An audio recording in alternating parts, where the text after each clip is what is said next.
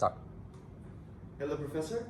I have a presentation today on quantum mechanics and the arrow of time, and I'll be taking a look at determinism through this lens. So this is a rundown of my presentation quickly. Introduction, so I'll be introducing quantum mechanics as well as the multiverse and the block universe. So these are going to be the three things I'm kind of working around in this presentation. Second, I'll describe a quantum experiment. It's called the delayed choice quantum eraser. This was a really cool quantum experiment that came up while I was researching on this topic, and I feel like this really ties well with kind of the idea of this presentation. And then lastly, the implications, kind of through the definitions of the three things that I mentioned earlier, as well as through the experiment that I'll describe, kind of tie it all together, and really see what my interpretation of all these things is. So let me get into the introduction now. First up, well, if you want to describe quantum mechanics, you have to describe this experiment. I mean, we've discussed this in class as well many times. You have a particle source. In this image, I have a electron beam gun. Electrons are firing to a double slit, and then we see a screen which will have a certain pattern. And then, depending on if you try to observe which slit the particle went through, you'll either get two lumps on the screen, or if you don't try to observe them, you'll just get the interference pattern. So, I mean, the interesting part is it doesn't matter when in this experiment you try to observe which slit the particle went through, right? You can get whatever tool you're trying to observe which way the particle went through, like you can have any sort of device which says, okay, going through the right slit or the left slit. It can either be between the electron gun and the double slit, or it can even be behind the double slit and the screen. And the particles seemingly know that, oh, we're going to get detected after we go past the slit, so we have to start behaving like particles from before.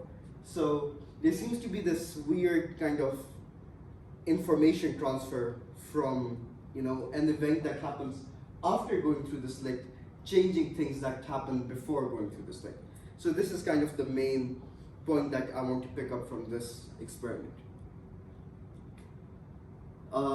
So after this experiment, the main kind of conclusion, or the most accepted interpretation, the one I came across, was the Copenhagen interpretation, which basically says when that particle is going through this experiment, it gets launched in the beam gun, and then it eventually hits the screen. And during this time, it's in a wave function. And any attempt at trying to observe the particle collapses the wave function and makes it behave like a particle. So mainly, what this interpretation is mainly saying is that during this interim, it's like a fuzzy space where we don't exactly know where the particle is or what state the particle is in, but rather we have this probabilistic view of where the particle could be, which is then described by its wave function. So the main thing really over here, which I'm taking, is like there's this wave function, and it's a probabilistic one, and when you do observe it, all the probabilities collapse into one, and then that's basically the particle acting like a particle. So that was the quantum mechanics introduction that I wanted to put in this presentation. Next up, I'll be talking about universal models. So I'm kind of introducing all these topics, and then I'll tie them all together towards the end. There's two main ones that I want to talk about. One is the multiverse. Multiverse basically means there's a bunch of universes, and in quantum mechanics, it kind of translates to another interpretation called the many worlds interpretation, which basically says, yes, we have this wave function, and then once we do observe, it does collapse into a certain observed particle, but then all these other possibilities within that wave function, all those other states the particle could exist in, actually do physically manifest themselves in different universes. So for example, in my universe, the particle decided, to be in state A. If state B is a possibility, it will act like state B in some other universe. So that kind of, makes this, it stems this multiverse theory where, you have a bunch of universes where anything that is possible will happen in some universe. Next one is the block theory, which is kind of, I would say, the opposite of this. Basically, the block theory is the universe is just one block, past, present, and future, all happening simultaneously. And within this block, there's no changes, right? So all events are already predetermined. All events that are gonna happen will happen, and there's no real distinction between past, present, future. It's just all in one block, and then it's a four-dimensional block. And us being, three-dimensional beings, we're kind of like having a slice of that block as we live. So we're going from past to future. That's how we interpret this time block, and we're just going through it. And that's kind of what makes this distinction from past to future for us. But at the universal scale, kind of like, I would imagine like zooming out, it's just one big block. So these are the two main, universal kind of models I wanted to talk about. So yeah, when I was trying to relate these two kind of concepts, the main, key that I could really come up with was this: that all events are predetermined in the block universe, and taking this, block universe approach kind of reduces the concept of a multiverse into a single block, right? So you have multiverse is this range, like everything possible happens, and then you just block it down into this, one block universe. So you just reduce it. So that was all for the models and the introduction that I wanted to give. Next up is the quantum experiment, the delayed choice quantum eraser. So very similar to how the double slit experiment worked, but it does have a very interesting twist to it.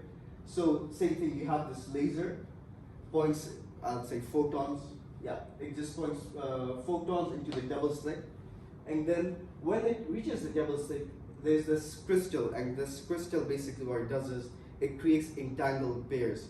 So one photon goes through, it's going to split into two photons, and these photons will be entangled. I'm not really going to go through what entangled particles are. This presentation would have been way too long, but basically, they're able to communicate in very strange ways. And I'm sure you know entangled particles. So basically what's happening in this experiment is that a photon goes through, like for example, we can look at the green lines. The photon goes through, it gets split into two halves. One half goes to the interference screen, and then the other half, it goes to this other apparatus over here. So it goes through, it hits these white blocks here, just mirrors, for example, the photon reflects off them. And it goes to, for example, the A. So that's basically a photon detector. So what we're doing over here is that we shoot photons, we split them through this crystal, creating entangled pairs, and then one photon just goes on. We don't interfere with it in any way. It just keeps going on. It creates the interference screen. And then on the other side, we try to detect if it's going through slit A or slit B. And just to kind of mention that the distance between the double slit and these photon detectors is it's longer than the distance between the double slit screen and the interference screen. So basically, the particles have to travel a greater distance, like the entangled pair has to travel a further distance.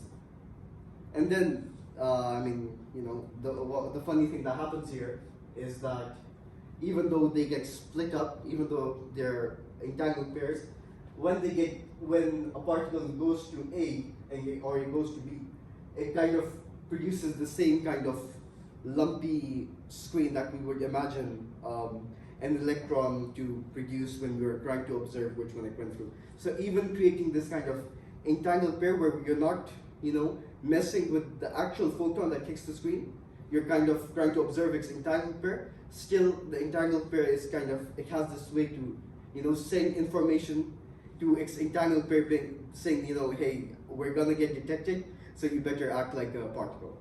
So this, and that's why I mentioned the distance is much longer. So this kind of means that the detection itself happens much later in time, but then still the particle is able to, communicate that information with its entangled pair. So this kind of, again, this information traveling, from the future to the past. But this experiment goes a step beyond. This is a similar conclusion that we looked at with the double slit, but it goes further than that. Let's say we remove A and B and let the light pass through. They go to C and D. And what's basically happening here is these lines kind of merge together. And when these photons kind of merge together, what's happening is that you're destroying information. So once the photons reach this stage of the apparatus, we have no way of detecting where the actual photon went through. So it's kind of like, this is why it's called the quantum eraser. You're erasing the information. Even though still a particle that went through slit A can come all the way here to slit D, it will get detected as a photon, but we won't have information if it went through A or B anymore, if it goes all the way to D.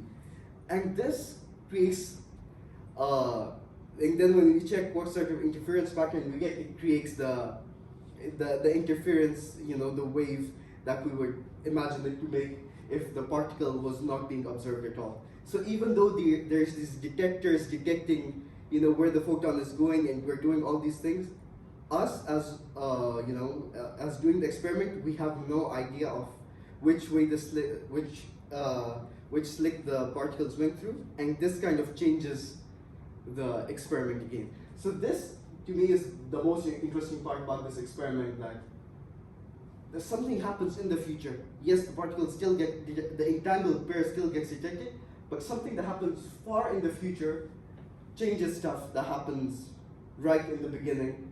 And if it's going through A and B, the entangled pair says, we're gonna get detected, act like a particle. We let them come through to C and D, where information gets destroyed, even though the type of detectors are the same.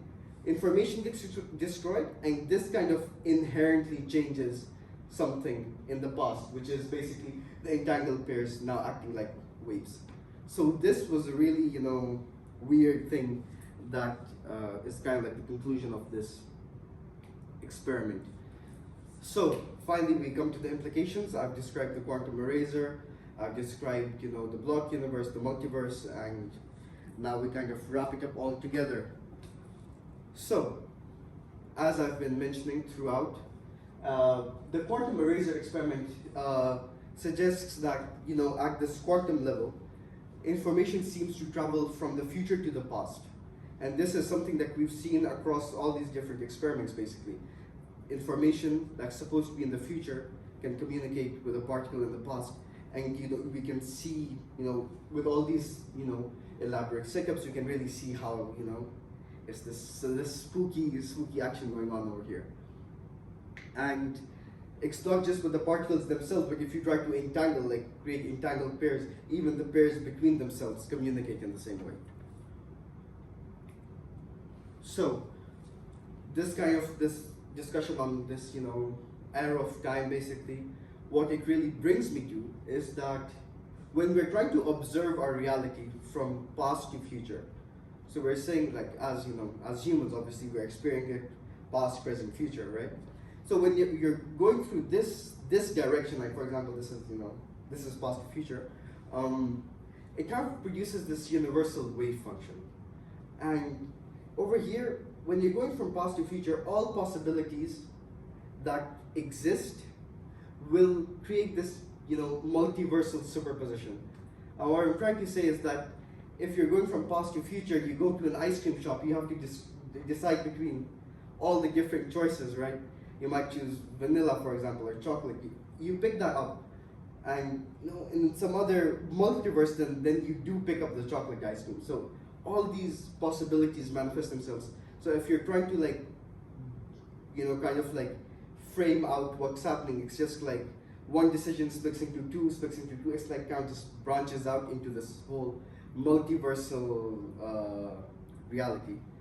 But then, if you start from the future and go back in the past, right, this kind of changes things. So what I mean is, in the future, you already picked the vanilla ice cream. So in the past, it kind of like, it traces back. And then you only have this one branch of that multiversal superposition. Like that whole, that whole sequence of events just changes into this one solid branch, which kind of shows what reality is. And then this is just that, block universe where all events are predetermined. And then through this, and I mean, all these experiments that I've described kind of like suggest the fact that information does seem to be traveling from the future to the past, even though us as humans perceive time as past to future, information might actually be going the other way. And at the quantum level, this seems to be true. So we might be existing in this predetermined block. So then, another topic that we've talked about very often in our classes is free will. And what happens to free will in this predetermined block? So if we are actually existing in the block universe, information traveling future to past, what control do we even have, right?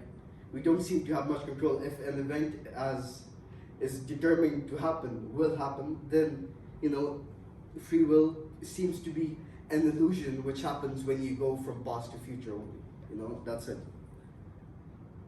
But that might not be the full story, right? I've said that going from future to past can kind of help explain all these quantum experiments, can help explain how our observation is kind of like changing it. But we still don't know why the fact that a conscious observer is observing these things changes anything. What is so special about a conscious observer viewing, trying to figure out which way the particle goes through? And it has to be a conscious observer, right? If we just leave a detector and then erase all the detector's memory, then it still will produce that interference pattern. So information that a conscious observer will be able to tell which slit it went through is the point that really makes a quantum experiment quantum, right? So consciousness does seem to have this ability to kind of transcend beyond like these four dimensions that we're talking about here, because there's still something that appears, at least to me, special about the conscious mind observing these things.